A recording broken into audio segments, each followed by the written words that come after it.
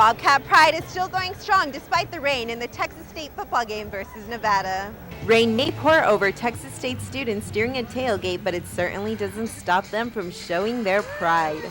Bobcats, armed with umbrellas, ponchos, and sweaters, endured the rain at the Strahan parking lot Saturday. I brought my poncho, and I brought this hat and beer. Fans were huddled underneath tents to protect themselves from the rain. Others dealt with it in just a sweater. Rain or shine, I feel like I have a responsibility to be out here.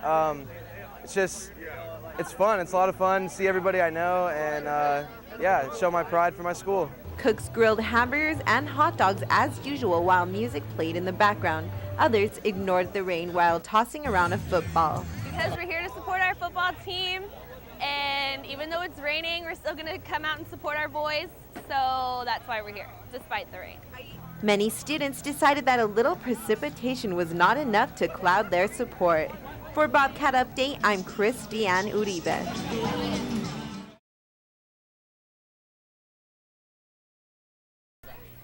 National Coming Out Week is a celebration. The lesbian, gay, bisexual, and transgender community at Texas State participate. Texas State activists say the celebration is dedicated to promote tolerance and break stigmas.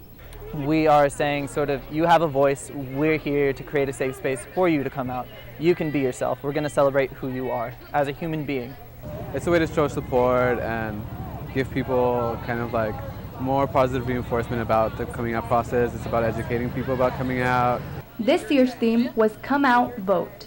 Sponsors hosted several events aimed at ending stereotypes and at gaining more resources. That's one of the most ways that people get inspired to come out, and just by hearing other people's stories and hearing that it's fine and hearing that you kind of things do get better and that you can make it through it. One such event was the Guess Who's Gay panel. Both men and women of different sexual orientations were part of the panel, which demonstrated how misleading stereotypes can be. Activists say students benefit from having a voice and fostering tolerance. They say it's empowering when they're able to raise awareness. There's a stigma sort of associated with activism and talking about things, but when you realize it, when you accept it, it's a lot more about love. Reporting for Bobcat Update, I'm Daisy Sines.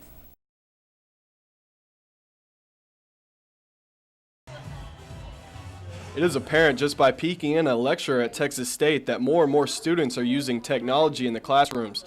Many students bring their laptops, tablets, and smartphones into the classroom. I feel it's important to have those in the classroom because it makes things like taking notes more convenient. Then some people can type faster than they can actually write. Some students use technology to help with their schoolwork, but others are engaging in non-class related material. To their classmates, using technology in such a way can be annoying. Like when people are on Facebook or something and they're in front of me. Like I think we should have rules that the laptop should be in the back of the classroom so that the people that are actually paying attention don't have to see it and get distracted. Students aren't the only ones with mixed feelings about technology in the classroom. Professors have differing opinions as well. Cell phones? No. There's no need to use a cell phone in class. It's typically the big classes where it's the people in the back and the professor at the front doesn't know what's going on because they're so far away. I wouldn't be opposed to using technology or having students bring in their own forms of technology, especially if I were teaching, say, a first-year writing class and the class didn't meet in a computer classroom, because I think we all write by using the computer now.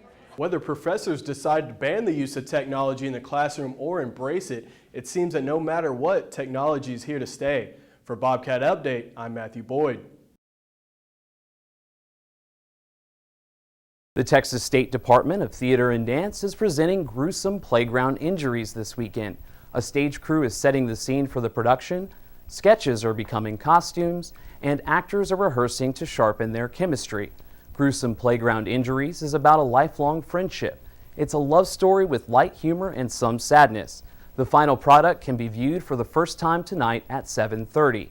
Tickets for the performance at the Studio Theater are $10 for general admission and $7 for students with a Texas State ID.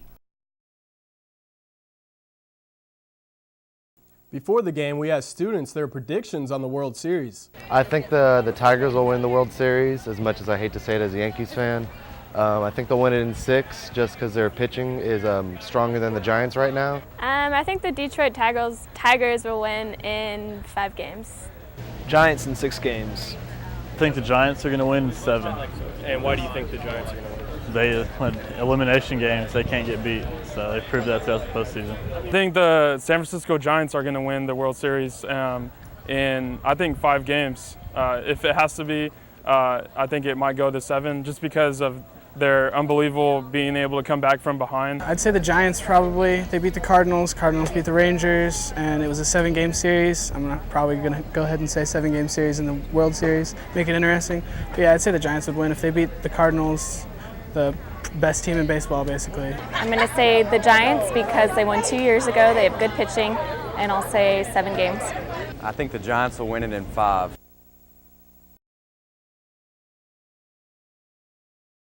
The San Marcos Greenbelt Alliance is working to connect all of the natural areas surrounding San Marcos so everyone will be able to experience the serenity and beauty of nature.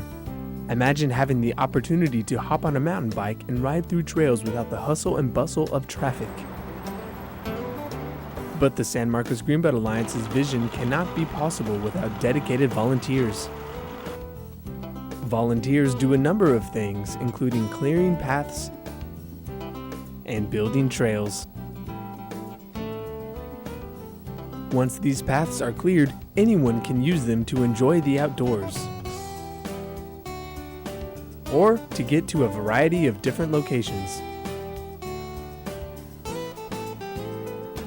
For more information on how to get involved with the San Marcos Greenbelt Alliance, visit their website at smgreenbelt.org or call 512-754-9321.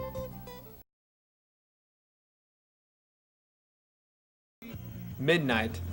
A time most people are already in bed, but not if you are waiting for the release of Halo 4. You can find this scene at locations around the country, hundreds awaiting the release for Halo 4. People filled the parking lot and sidewalk to get their hands on the game.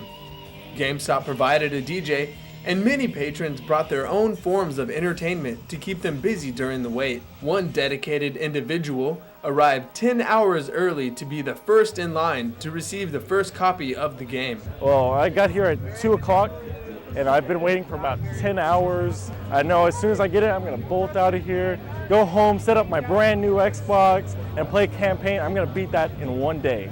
And it's going to be crazy. I can't wait. Even though these people in line will be the first to receive a copy of the game, the length of the line discouraged several. Hoping the line goes by really quick. I hear the graphics are phenomenal, so I'm looking forward to playing the game a lot with my boyfriend Evan, who I'm with right now.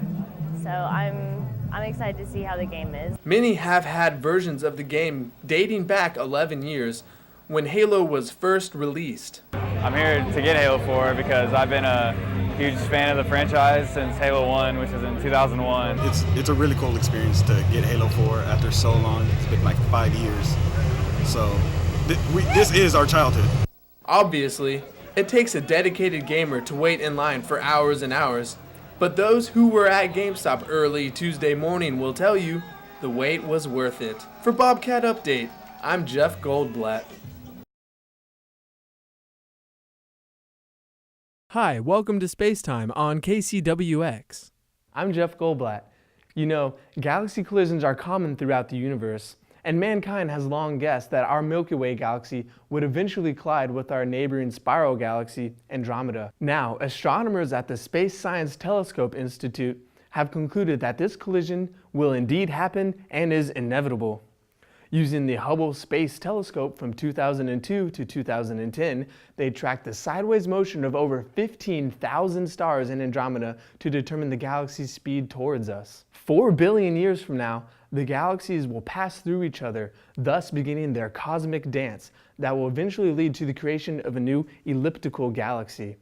This collision should take about 2 billion years to complete. Luckily for us though, our solar system should be flung out to a new region of our galaxy. Thanks for watching Spacetime. I'm Jeff Goldblatt. Tune in next week as we discuss the Voyager spacecrafts. Hi, and welcome to Spacetime on KCWX. I'm Jeff Goldblatt. The Voyager 1 spacecraft will soon be the first man-made object to reach interstellar space. That is, the region of space in between the stars themselves. Our solar system is surrounded by a gigantic bubble of plasma, which Voyager 1 is currently soaring through. Recently, this spacecraft has detected an increase in energetic particles from outside our solar system. Voyager 1 was launched 35 years ago in 1977, making it the longest operating and most distant spacecraft in history. It is now 11 billion miles from our sun.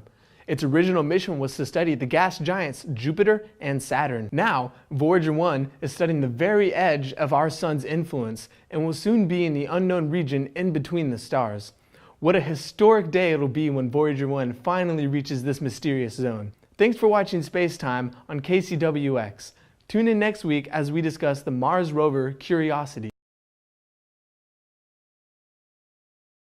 Hi, and welcome to Space Time on KCWX. I'm Jeff Goldblatt. Today is the 101st day that the Mars rover Curiosity has spent on the red planet. So what's the SUV-sized rover been up to? Recently, Curiosity tested the Martian atmosphere for the presence of methane, but didn't find any. On Earth, living organisms produce more than 90% of the methane.